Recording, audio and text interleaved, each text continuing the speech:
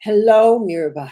Hello, Carolyn. I am so excited to be doing another class with you, and Thank you. especially on the subject of the wisdom of grief. This class that you put together is so beautiful and so timely, and uh, so I think people need this course so badly. I don't think people realize what it is that grief is something that is this force that can just be with you, take you down, visit you when you're not ready.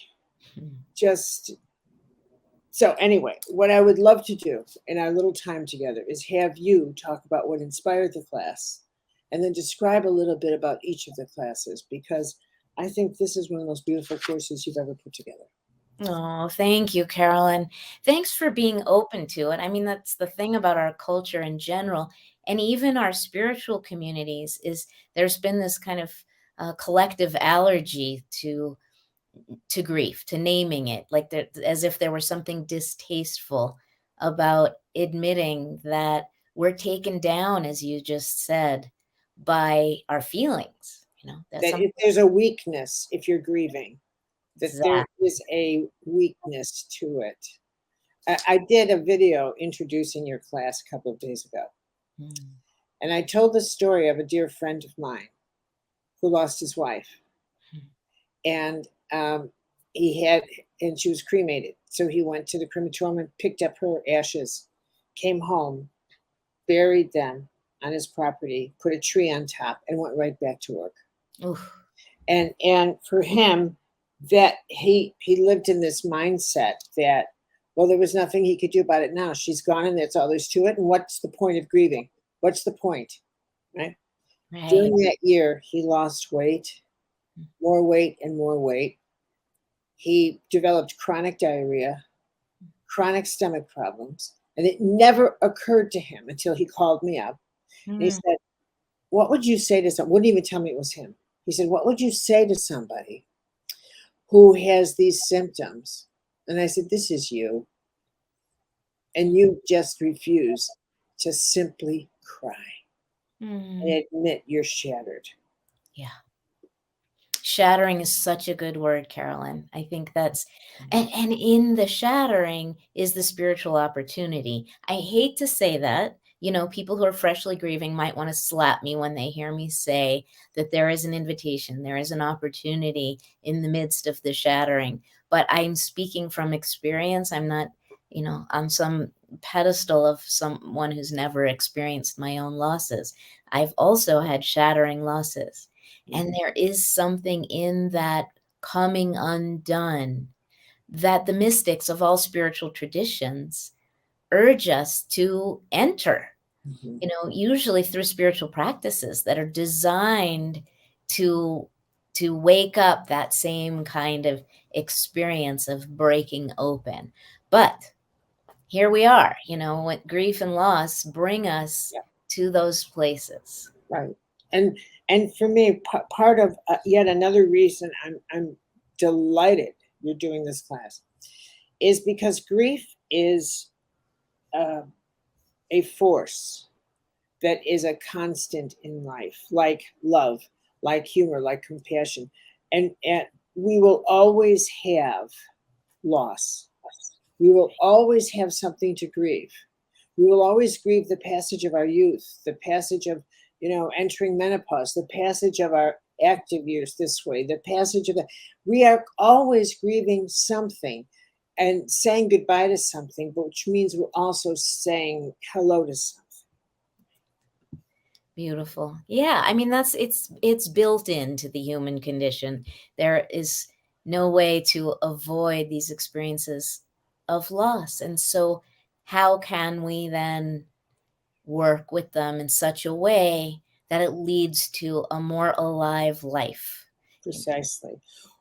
Could I ask you to describe your classes because they're so beautifully, first of all, the titles of your course classes alone are perfect, but Oh, then the content is too rich. So give a description if you would, because I know people would love to know what this course embodies. Yes, thanks, Carolyn. Well, one of the things I'm doing is reframing Elizabeth Kubler-Ross's stages of grief. Some of you are familiar with Dr. Elizabeth Kubler-Ross, the 20th century Swiss psychiatrist, actually, and she talked about these kind of phases or stages, she called them, of the grief process. Most people who are actually grieving say that my grief doesn't go along this linear trajectory that she's talking about: denial, anger, bargaining, Depression. and acceptance. Yeah, it doesn't obey any rules. My grief is wild. My grief is untamable, and I go all over the place. And yes, I think that is the nature of grief. It's a surprise. It comes in waves. It leads us to places that we couldn't possibly expect. And yet, friends, there's something in this, in some kind of framework of that names universal features in the grief journey that can be incredibly comforting. Not just comforting, but can be openings to awakening. And so knowing that they're coming, that you're not crazy, that many people have experienced these different flavors of the grief experience can be life-saving, actually. So what I've done is I've renamed Kubler-Ross's stages of grieving and reframe them as portals of transformation, not just psychological states, but actually spiritual thresholds. So, for instance, I call denial, her first stage, the dream. You know, when you enter into that dreamlike state in the wake of a great loss, there is such magic actually built in to this phase of the shattering, as you called it, Carolyn. When that shattering happens and we enter into this altered state, I think it's a mystical, not yeah, magical, but maybe mystical. yeah. It's a mystical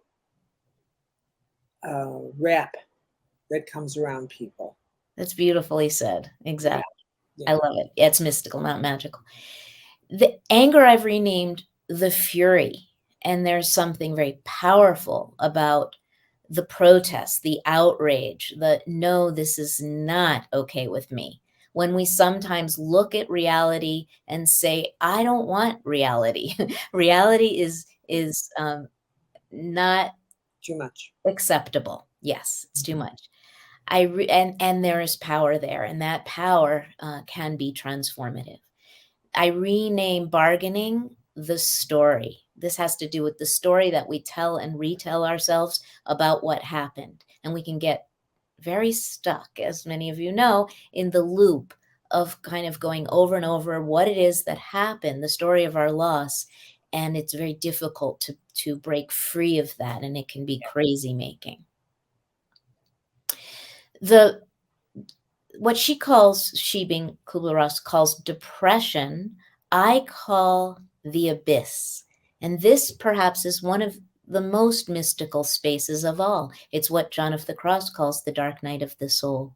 When we when we plummet into the darkness and there is nowhere to turn, we can only turn toward it and rest in the unknown and the unknowable. This is the powerful mystical space that Cloud of Unknowing and all the mystics of all traditions talk about. When they talk about die before you die in Sufism, it's this. It's this. I do.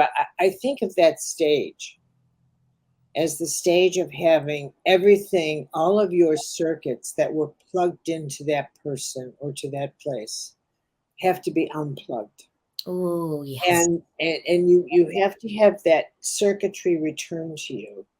And you are in abyss because you don't know what to plug yourself. You don't know where your connections are.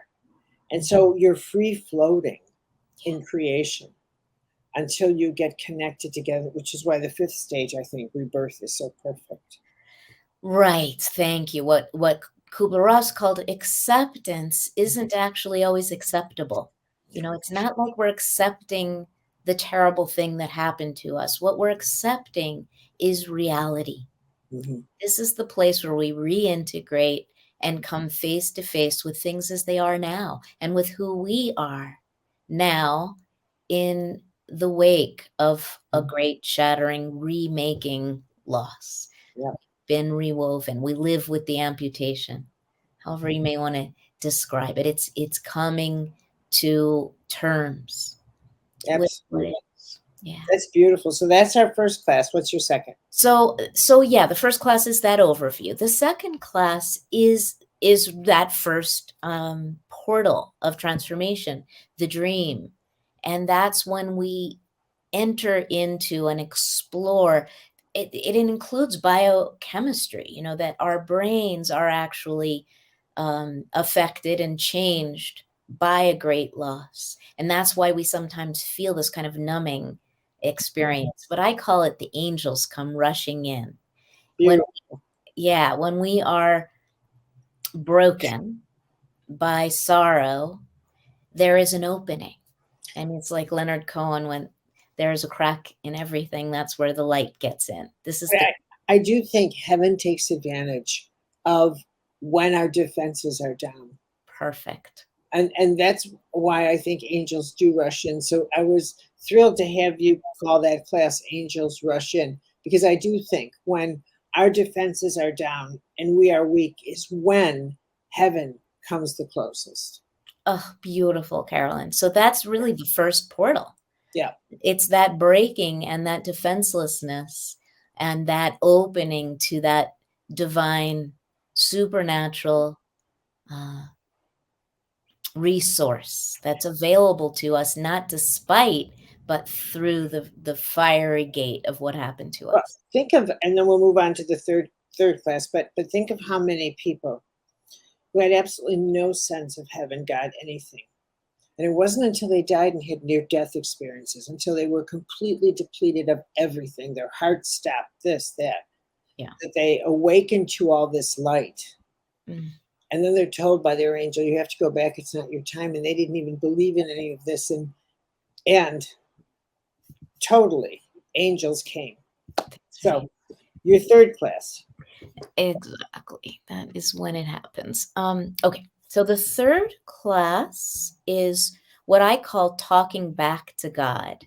This is when we protest what happened to us, and in that protest is great power and energy.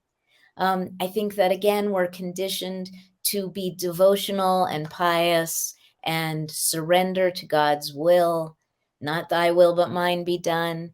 And there is great wisdom in giving up and giving in sometimes. But in this particular portal, we are with all of our energy, like Teresa of Avila, and you know this one well, Carolyn, talking back to God.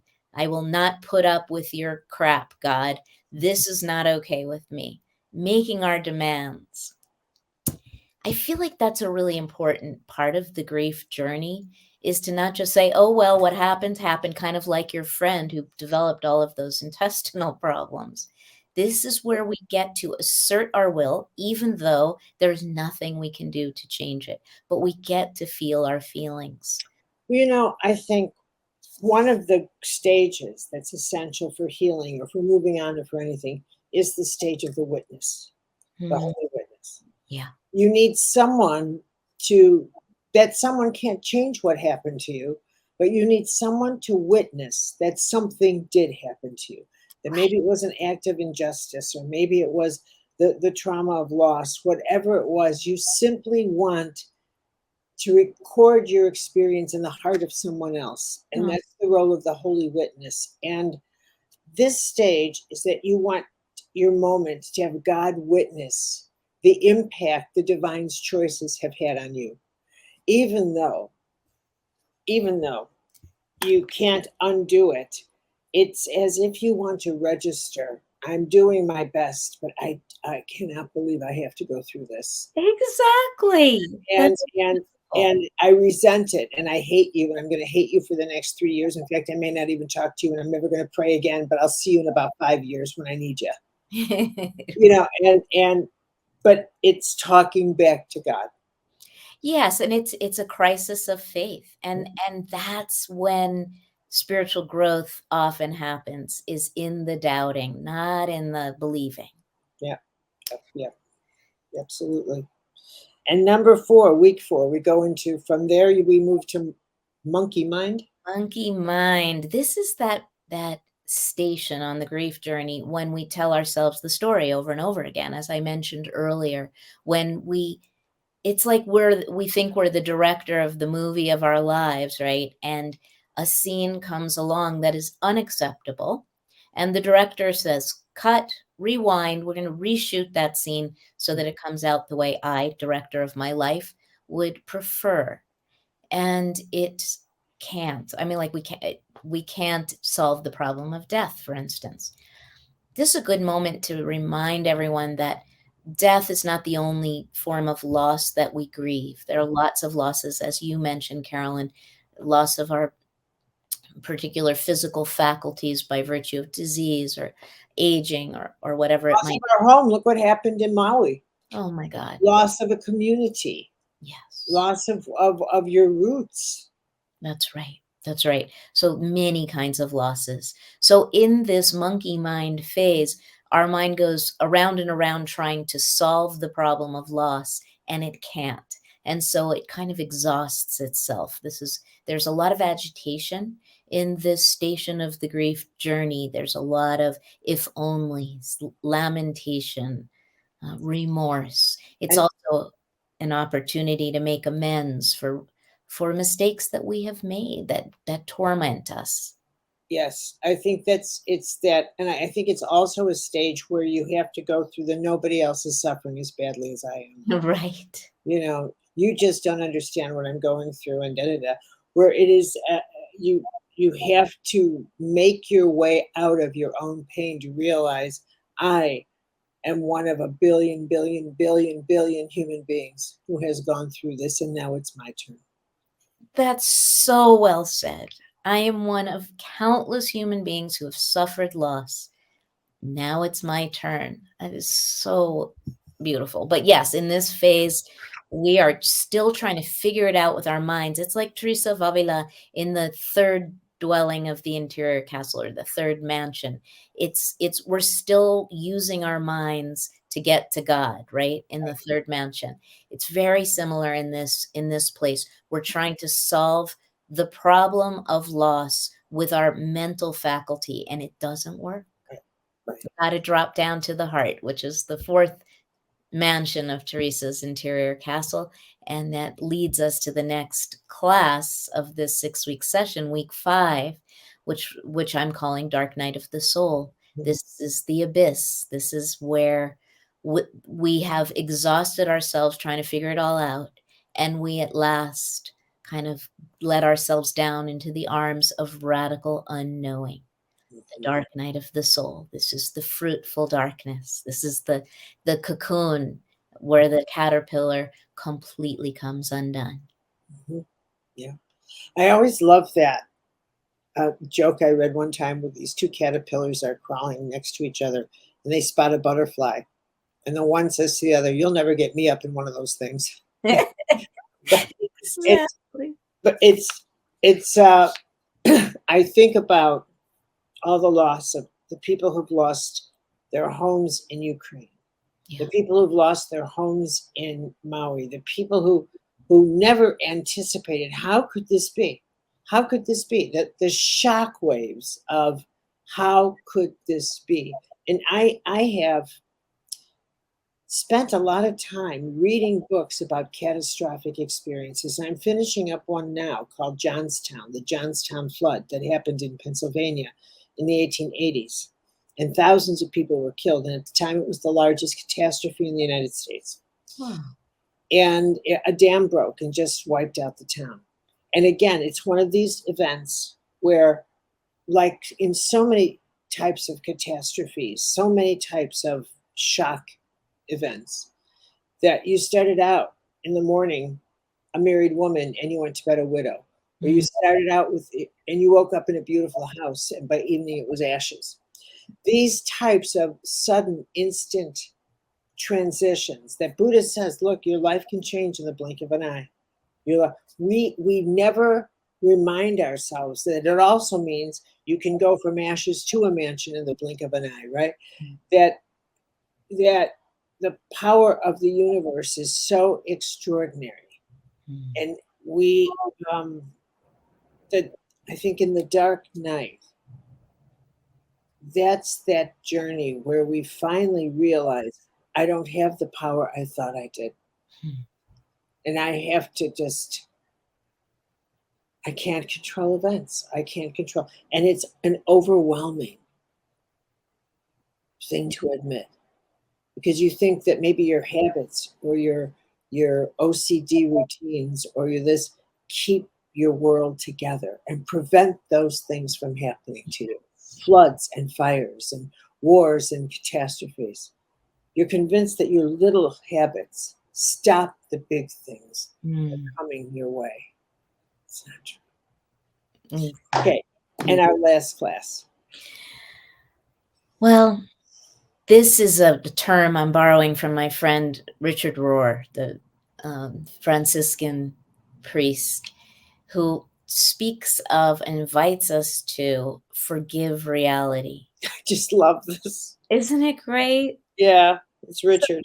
It's so Richard. So it's not like it has to be okay with you. In my case, my 14-year-old daughter was killed in a car accident. Talk about sudden, unexpected, catastrophic change. It all happened in a moment, and my whole life was changed, and who I was as Jenny's mom, at least as a living relationship, had died with her. So in this station of the grief journey, we're not expected to find the gold in the situation necessarily.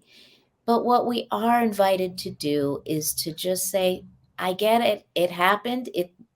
This is what is real. It's like Buddha's first noble truth. There is suffering, or the first stage of the Eightfold Path is called right views in Buddhism. And that's a matter of just looking at reality in the face and saying, okay, I get it. This is true. I'm not going to check out. I'm not going to use a spiritual bypass that is some kind of spiritual mumbo jumbo to make this somehow something other than it is, and to help me not feel my feelings. I'm going to be present with reality. And that is the most liberating thing. And healing, I might add. Yeah. And healing. It is. is. But I think this course is going to be brilliant. And it starts on September 5th, Tuesday, September 5th, and then September 7th. It's 3 weeks, every Tuesday and Thursday. And you'll be teaching for 90 minutes. And if you want me to jump in the last 15 of your class, believe you me, I will. I'll be there at the ready at your invitation. Thank you, Carolyn. That would be such fun. I mean, it's up to you. You can have the class to yourself, or whenever you need me, I will be there. I always love being in dialogue with you. And it's funny that we're both talking about like looking forward to this class. Again, it's countercultural. People think grief is depressing and bad news, and who would want to actually purposely enter into this space? But this is sacred space. And what I have come to see with the grieving people I work with is that they have the best sense of humor of anyone I know, that they know how to take things lightly and also to enter deeply into the most profound transformational spaces. So this isn't all heavy. No. This is filled with a great sense of lightness and joy and liberation. And as you say, Carolyn, healing. So I really look forward to taking this journey with you all and with you, Carolyn. Thank you. And I really look forward to offering this to people to say, come to this course and empty yourself out. Empty yourself out, you know. Because we've got you. I've got you. Yeah. All right, you, my dear, dear friend. I am looking forward to this yet again. Thank you, and I'll see you in September. Thank you, everybody. Look for information on myss.com website for this course. All the information's there, and I hope you will join us for Wisdom of Grief. Thank you. Thank you.